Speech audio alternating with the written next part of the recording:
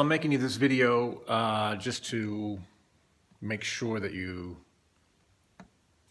know a couple of basic things that I think you should know about chords. We're just going to do two types of chords, major and minor, okay? So you want to have a root 6, a root 5, and a root 4 launching point for either a major or a minor chord. So root 6 just means root is on the low E string, 6th string. The root here is, root 5 is A string, root 4 is the D string, okay? So the first thing is you want to know the notes on those strings, right? So remember that if we're talking about a 12 fret span here, besides the open strings really, or if we go up to the 11th fret only, we count open string to 11th fret, that's 12 notes per string, right? So that means that every note only shows up one time on every string, unless you go past the 12th fret, okay? So we should be able to do that, take a note and find it on every string. That's the first thing I would do. So I'd find like a C. There's a C on the 8th fret, low E. There's a C on the 3rd fret on the A string. There's a C on the D string right there, 10th fret. Then a C on the 5th fret on the G string, 1st fret on the B string, and again on the 6th on the 8th fret on the high E. High E and low are the same. So you should be able to start doing that. C.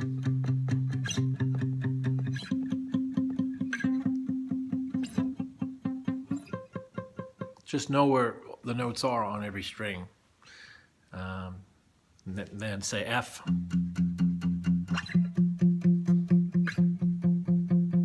Yeah. And so on. F here.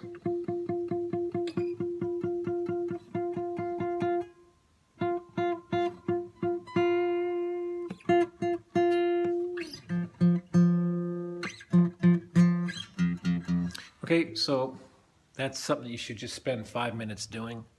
Find where every note is on every string one time. So then the root 6 thing, you've seen this before, I'm sure. This shape, right? Major chord. This is a clamped up, capoed up version of this E chord, right?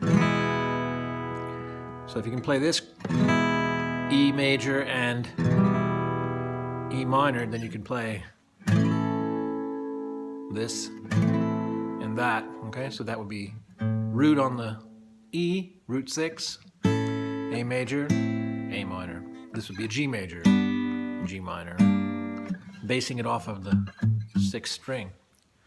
The same thing applies. We got a major and minor on the 5th, root 5. So that would be, you know, like the equivalent of this A major and this A minor. That would be like that, right? So this would be a root 5 major, root 5 minor, and D in this position, D major, D minor, C major and C minor, and so on. So then at that point I would make sure I could do that same chord on the root 5 and on the root 6. So I'd say, all right, if I want a D on a D major, root 6 is 10th fret because here's a D, and D minor. Then you'd have D major and D minor here at the 5th fret. The root 4, maybe you're familiar, maybe not, okay? So root 4 is a very handy shape to know too. So I'm thinking about, let's say I'm here, this is a G. G note, octave above this one, right?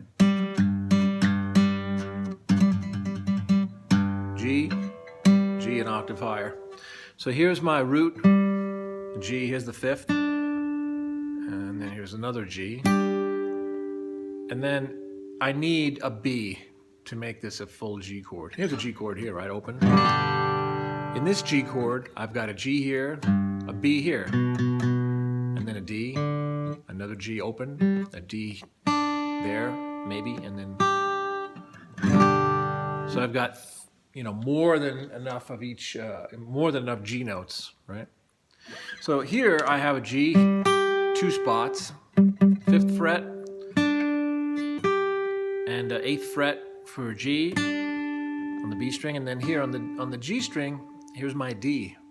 And then I'll use my 2nd finger there for the B. This is a very cool way to play a major chord.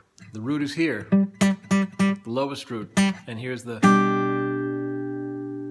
It's like playing a D shape like this, but shifted up here.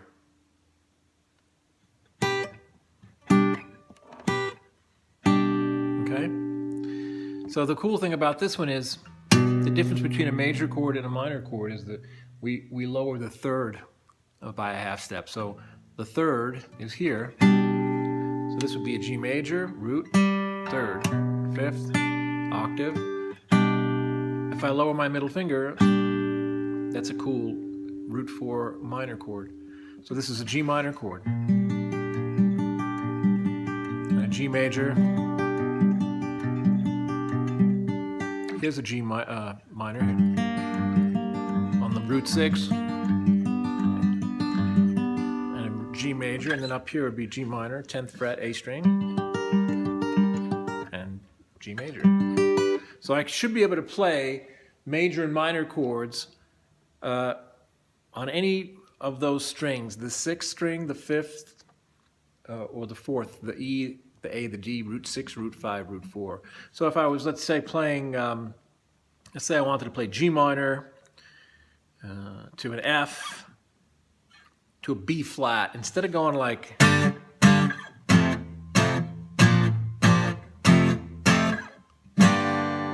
it should be kind of clunky. I could play the G minor here based off of this. This is now an F.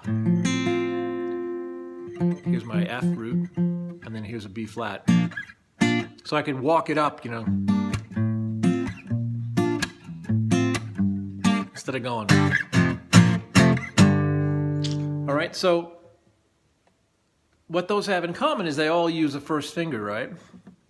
1st finger on the E string, A and D. So I have those 3 strings, 3 roots, but only 2 types of chords. Major and minor, root 6, major and minor, root 5, major and minor, root 4. That's an A major, a D major, a G major, A minor, a D minor, and a G minor.